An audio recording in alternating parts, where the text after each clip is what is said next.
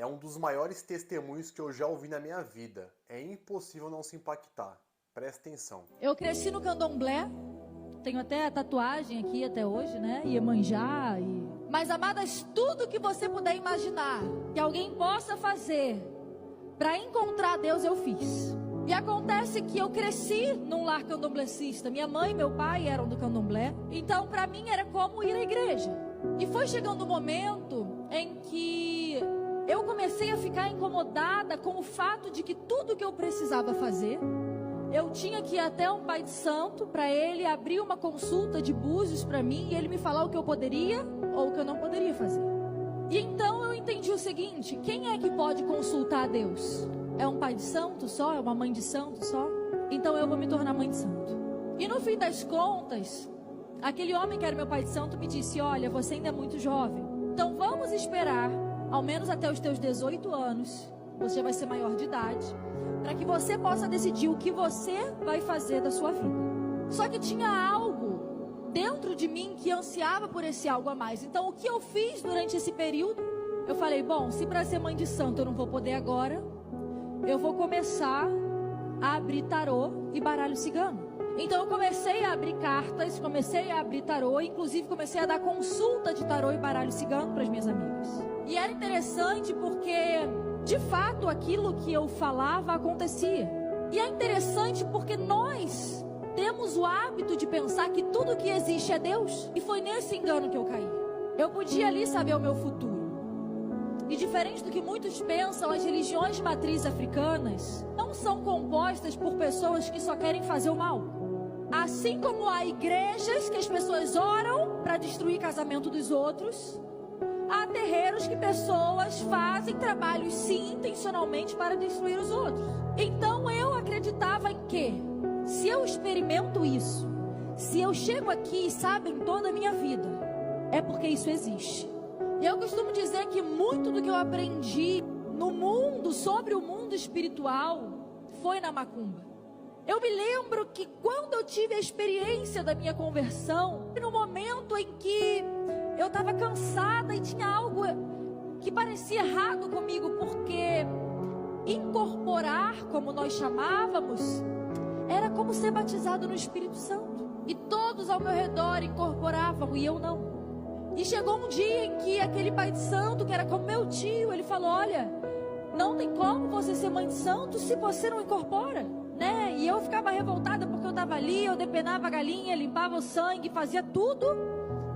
Tinha gente que chegava ali, só ia lá para ver a vida, ia lá e a pessoa incorporava. Eu pensava, meu Deus, eu sou menos espiritual, o que me falta? Tem algo errado comigo. E mal eu sabia que era Deus me guardando. Então foi marcada uma data e foi dito, não, você nesse dia vai ter que começar a incorporar. E quando eu estava a caminho do terreiro, esse homem que era meu pai de santo infartou e morreu. E na cerimônia de morte dele, porque nós fazemos uma festa, né, uma celebração, foi o momento que eu vi o mundo espiritual como ele realmente era. Onde aquelas entidades que pareciam amigas se revelaram de uma maneira que eu nunca tinha visto antes. Elas se xingavam, elas se culpavam. E eu ouvi uma frase que uma falava para outra. Entidade que nós chamamos pombagira, né, no terreiro, enfim. Então eu ouvi uma falando para outra, ele se foi antes do tempo dele. Naquele momento veio algo dentro de mim que falava, aqui não é o seu lugar. Eu não conhecia Jesus. Nunca tive uma amiga crente. Eu tinha pavor de crente. Eu tinha horror de crente. Então eu não conhecia aquela voz que me disse, aqui não é o seu lugar. Sabe, de repente você esteja em um momento da tua vida que você não sabe muita coisa, mas saber que esse não é o seu lugar é o suficiente. É o suficiente para você começar. E eu me lembro que naquele momento sentou uma mãe de santo do meu lado e falou, minha filha, não somos nós que escolhemos eles, são eles quem nos escolhem. E na época eu não sabia falar, tá repreendido. Mas eu me lembro que eu falei, pode ser assim na tua vida, mas na minha não. E aquela foi a última vez que eu pisei no terreiro. E eu me lembro que eu entrei no meu quarto e eu falei, Deus, se você existe, se você de fato existe, eu quero que você fale diretamente comigo. Sabe, essa pode parecer uma oração irreverente, mas era o que estava no meu coração. Eu havia reencontrado um amigo de infância, de adolescência, na verdade, que era filho de pastores. E em resumo, nesse mesmo momento, nós tínhamos voltado a nos falar, ele não sabia que eu era macumbeira. E eu me lembro que um dia, conversando no telefone com ele, ele falou assim: como eu quero que um dia você sinta o que eu sinto quando eu estou na presença de Deus. E talvez você ache isso lindo, mas eu quis matar ele. Quem ele pensa que é?